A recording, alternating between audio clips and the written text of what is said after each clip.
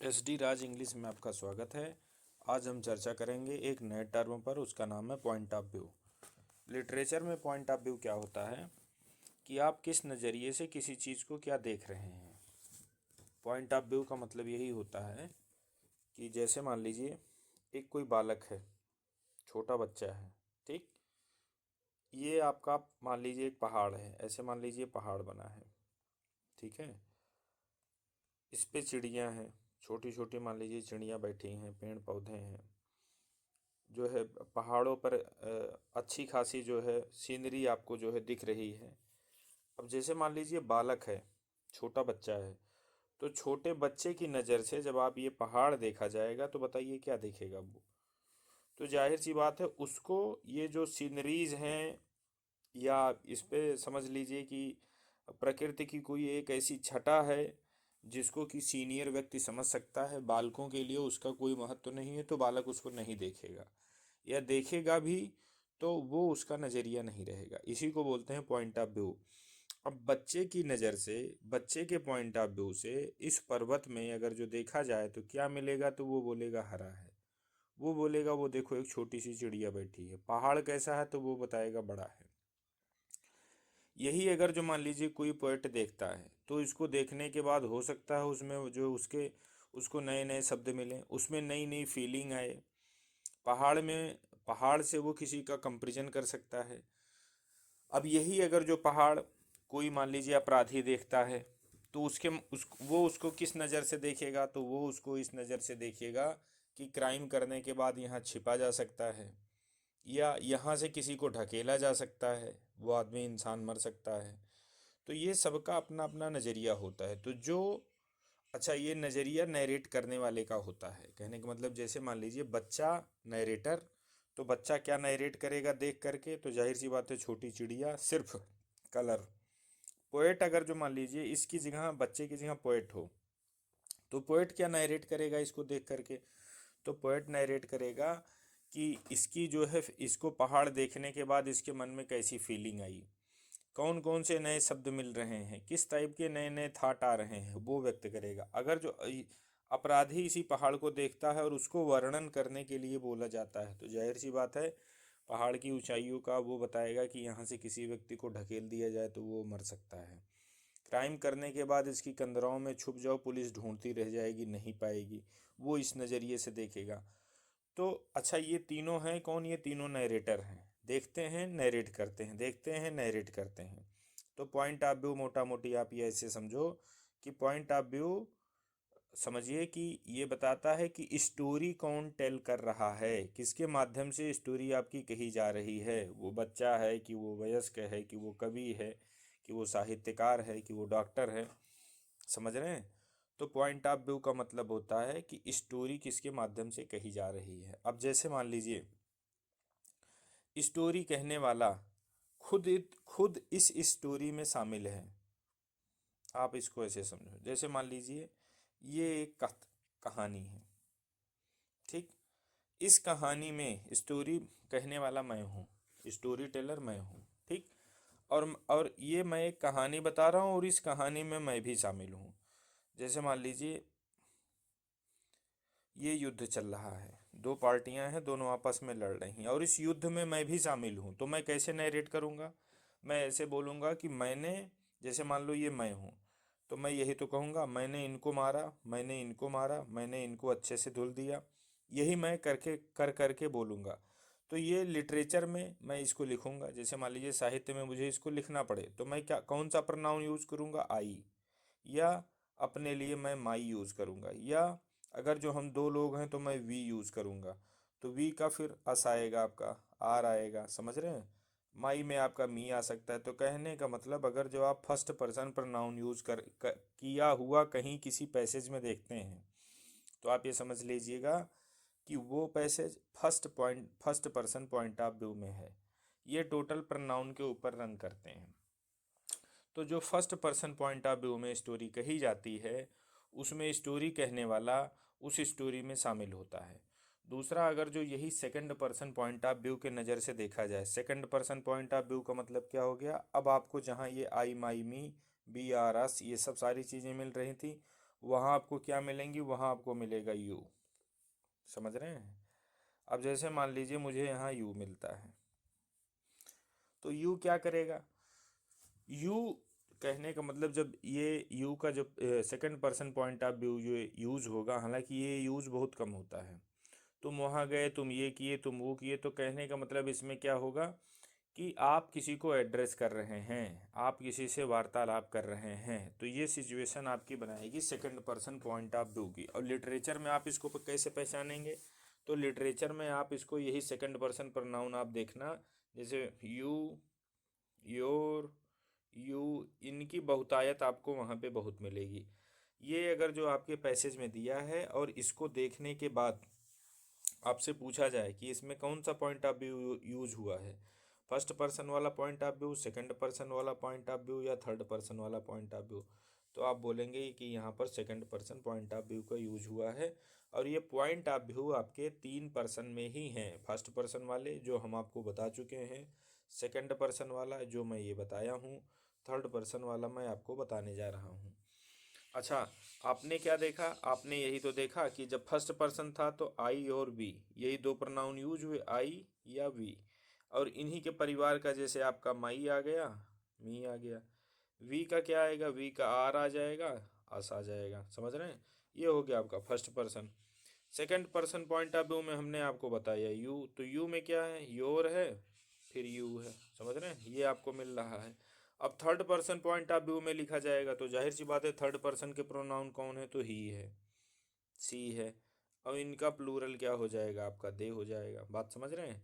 तो ये इतने मिलेंगे, जैसे ही का हिज मिल गया, हिम मिल गया, सी का हर मिल गया। समझ रहे हैं, दे का जो है दे मिल गया, दियर मिल गया, देम मिल गया। तो मैं इन्हीं से देख करके पहचान जाऊंगा, जैसे ये वाले प्रोनाउन मिलते हैं तो first person point of view, ये वाले मिलते हैं तो second person point of view हो जाएगा उस पैसेज का, और ये मिलते हैं तो third person point of view उस पैसेज का हो जाएगा। तो अब ऊपर जो चीज़ हमने आपको बताई है वही मैं आपको यहाँ पे नीचे दिखा रहा हूँ। अब जैसे देखिए first person point of view में ये देखिए आई माई मी मिलेगा, सेकंड में आपको ये मिलेगा, थर्ड पर्सन में आपको ये मिलेंगे। समझ रहे हैं। अब इनकी आप वर्चू देखते चलो, जैसे जो first person point of view है ये आपका जो है यूज़ होता है, और ये रेयरली यूज़ होता है। स्टोरी टेलिंग उलिंग में यूज होता है लेकिन रेयरली, बहुत कम इसका यूज होता है। सबसे ज़्यादा यूज आपका third person point of view होता है। समझ रहे हैं, स्टोरी टेलिंग में आप इसका यूज़ करते हैं, और पहले नंबर पे ये यूज होगा, दूसरे पे ये होता है, और लास्ट में बहुत कहने का मतलब थोड़े के बराबर इस यूज इसका होता है। अब इसमें क्या होता है, टॉकिंग टू सेल्फ, कहने का मतलब जब जैसे मैं यहाँ गया, मैं वहाँ गया, मैंने इसको किया, मैंने उसको किया, तो ये टॉकिंग टू सेल्फ ही तो है। अब यू, तो यू क्या होगा, talking to the reader direct. आप इसमें क्या करते हैं, सेकंड पर्सन में रीडर से डायरेक्ट टॉक करते हैं। Second person point of view में आप क्या करते हैं, रीडर से डायरेक्ट टॉक करते हैं। जैसे you were going, you were eating your food, ऐसे ऐसे करके। लेकिन तो यू कौन है, तो जाहिर सी बात है यू, मैं जैसे मान लीजिए ये मेरा एक पैसेज है, मैंने इसमें यू यू यू यू कर दिया, तो ये यू किसके लिए जा रहा है, तो जाहिर सी बात है जो पढ़ेगा उसके लिए जा रहा है। तो कहने का मतलब अब स्टोरी लिखने वाला जो पढ़ रहा है उससे वार्तालाप ही तो कर रहा है। तो वही चीज़ यहाँ पे बताई गई है कि आपका रीडर से ये डायरेक्ट इंटरेक्शन बना रहा है। तो परीक्षा में आपके ऐसे भी क्वेश्चन आ सकते हैं कि वो कौन सा पॉइंट ऑफ व्यू है जिसमें डायरेक्ट रीडर से इंटरेक्शन किया जाता है, तो ये आपका ये second person point of view है। टॉकिंग टू सेल्फ किस में होता है, तो फर्स्ट पर्सन पॉइंट ऑफ में भी होता है। और नरेटर जो होता है वह कहीं दूर से बैठ के स्टोरी को जो है देखता होता है और स्टोरी में शामिल नहीं होता है, तो वो आपका third person point of view है। और इसमें आपको ही है, हिज है, हिम है, या आपका सी हर हर मिलेगा, दे दियर देम, इन सब टाइप के आपको प्रोनाउन मिलेंगे। अब इसमें क्या है, इसमें आप वर्णन करेंगे, जैसे वर्णन करके आप देख लो, जैसे आप बोलोगे कि वह वहाँ गया, he went there, he ate food, he done this work. तो कहने का मतलब अब ये जो ही बार बार आप यूज़ कर रहे हैं, तो क्या इस ही में नरेटर खुद शामिल है, बोलने वाला खुद शामिल है इस कहानी में, तो ओबियसली नहीं शामिल है। ये दूर से कहीं बैठ के या पास से कहीं बैठ के स्टोरी देख रहा है और उस चीज़ को ये नरेट कर रहा है। तो जो third person point of view होता है वो नरेशन तो करता है पर उस एक्शन में, उस कहानी में वो इन्वॉल्व नहीं होता है। कहानी में इन्वॉल्व आपका ये first person point of view होता है। अब चलिए इसमें नेक्स्ट देखते हैं कि जो आपके पॉइंट ऑफ व्यू होते हैं, जैसे हम आपको फर्स्ट पर्सन बताया, सेकंड बताया, थर्ड बताया। अब ये जो third person point of view होते हैं, कहने का मतलब जहाँ आपको ही मिलेगा, सी मिलेगा, दे मिलेगा और फिर इनके जो है पजेसिव केस और ऑब्जेक्टिव, फिर इनके पजेसिव और ऑब्जेक्टिव, फिर इनके पजेसिव और ऑब्जेक्टिव, जब ये मिलते हैं तो इनका नरेटर जो है स्टोरी टेल करने वाले का फर्दर 3 और डिवीजन किया गया है। इनका आप ऐसे 3 डिवीजन और करते हैं। अब वो 3 डिवीजन क्या है ये आप देखिए। अब जैसे third person point of view, इसको हमने 3 कैटेगरी में बांटा है, ये 3 कैटेगरी में फर्दर पड़ता है। अब देखिए थर्ड पर्सन नरेटर, इसको आप 3 भागों में बांट सकते हैं। थर्ड पर्सन ऑब्जेक्टिव इसको बोलते हैं, थर्ड पर्सन लिमिटेड या सब्जेक्टिव, और थर्ड पर्सन ओमनीसेंट। ये नरेटर का जानकारी के अकॉर्डिंग टू डिवीजन है। अब जैसे थर्ड पर्सन ऑब्जेक्टिव है तो ये जो स्टोरी रहती है उस स्टोरी के बारे में इसको जानकारी कम रहती है। ये जो सेकंड पर्सन होता है, सेकंड पर्सन जो ये जो सेकंड वाला है, थर्ड पर्सन लिमिटेड जो होता है या जिसको सब्जेक्टिव बोलते हैं, ये नरेटर, इसको स्टोरी के बारे में इनकी तुलना में इसको ज़्यादा जानकारी होती है और सबसे ज़्यादा जानकारी होती है इनको। ये स्टोरी के बारे में पूरी चीज़ जानता है, ये भविष्यवाणी भी करता है, कहने का मतलब ये एज ए जज के जैसे जजमेंट भी देता है। अब जैसे आप यहाँ देखें, अब ये आप पकड़ोगे कैसे, तो पकड़ने के लिए आपको सेंटेंस देखना पड़ेगा। अब जैसे एक सेंटेंस है, John looked sad, John was sad, John was sad, John looked sad, John दुखी दिखा। तो इसका मतलब ये हो गया कि अब ये दुखी दिखा, पता नहीं दुखी था कि नहीं था। तो ये जो नरेशन दे रहा है इसको कम जानकारी है, और जो बोल रहा है जॉन वाज सैड, तो मतलब अब ये फाइनल कर रहा है कि जॉन दुखी था, इसके पास आधार है, ये कन्फर्म है, और सबसे ज़्यादा कन्फर्म ये है। तो अभी ये इस स्तर पे आप इनमें और इनमें अंतर नहीं समझ पाएंगे। अभी नीचे मैं आपको ले चलूँगा, आप स्तर दोनों का अंतर समझ जाएंगे। तो कहने का मतलब ये वाला जो होता है इसको जानकारी नहीं होती है, इसको इनकी तुलना में कुछ जानकारी ज़्यादा होती है और सबसे ज़्यादा जानकारी इनको होती है। अब जैसे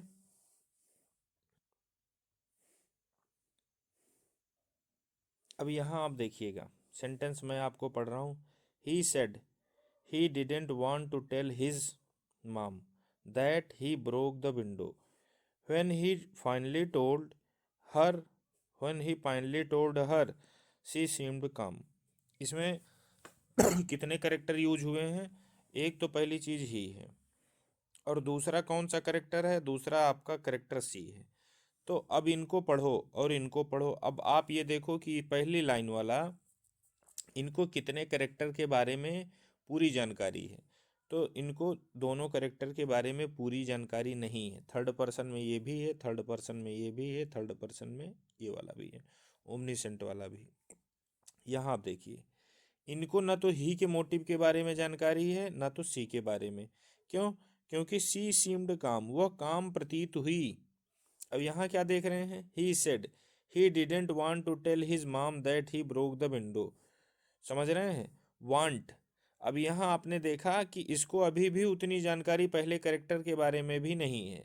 यहाँ क्या है? यहाँ इसको एक करेक्टर के बारे में अच्छी सी जानकारी है। किनके बारे में? ही के बारे में।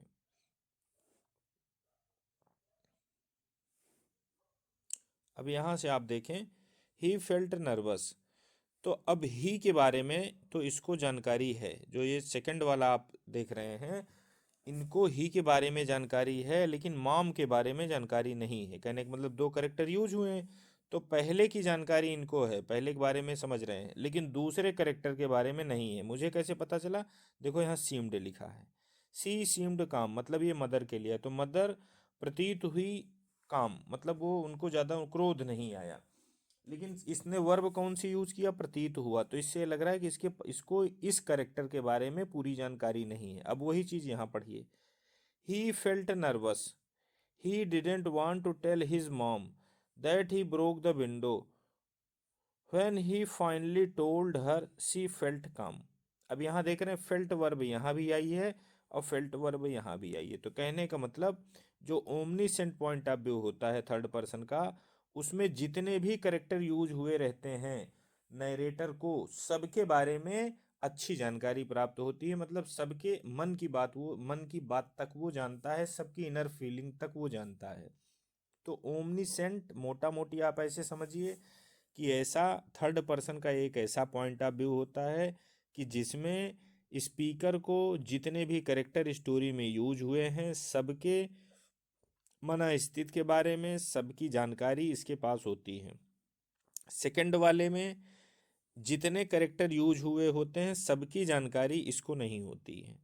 अब इसमें फर्स्ट वाले में आपने क्या देखा, फर्स्ट वाले में जितने भी करेक्टर यूज हुए होते हैं किसी के बारे में कोई पुख्ता जानकारी, कोई सबूत के आधार पर जानकारी इनको नहीं रहती है। यही आपके पॉइंट ऑफ व्यू हैं। पॉइंट ऑफ व्यू फाइनली आपको ये पता चल जाना चाहिए कि टोटल 3 होते हैं, first person, second person, third person. अब third person point of view के फर्दर 3 डिवीजन किए जाते हैं। थर्ड पर्सन के 3 डिवीजन क्या हैं, third person objective, third person limited और थर्ड पर्सन ओमनीसेंट। अब थर्ड पर्सन ऑब्जेक्टिव होता है, जैसे मान लीजिए एक कहानी ये है, इस कहानी में 2 पात्र हैं। तो अब ये थर्ड पर्सन का जो ऑब्जेक्टिव होगा, ये नरेटर ना तो इनके मोटिव के बारे में इसको पता चलेगा ना इसके मोटिव के बारे में पता चलेगा। थर्ड पर्सन का जो लिमिटेड होता है जिसको सब्जेक्टिव बोला जाता है, उसको एक करेक्टर के बारे में एटलीस्ट जानकारी होती है लेकिन दूसरे के बारे में नहीं होती अगर जो 2 है तो। ओमनीसेंट में क्या होता है, ओमनीसेंट में अगर जो इसमें 2 करेक्टर यूज हुए हैं या 3 हुए हैं तो ओमनीसेंट को सबके बारे में, सबके मोटिव के बारे में जानकारी मिली रहेगी, सबकी मनःस्थिति के बारे में जो है ओमनीसेंट जानता है। तो इस टाइप से पॉइंट ऑफ व्यू को हमने इसमें कवर करने का प्रयास किया है। और भी जिस टॉपिक पे आपको वीडियो चाहिए आप कमेंट सेक्शन में जा कर के आप हमको सूचित करिएगा, हम आपको वीडियो प्रोवाइड करेंगे और ये चैनल आप सब्सक्राइब कर लेंगे तो फर्दर जो भी मैं वीडियो डालूंगा इस पर वो आप तक आसानी से पहुंच जाएगी। थैंक्स।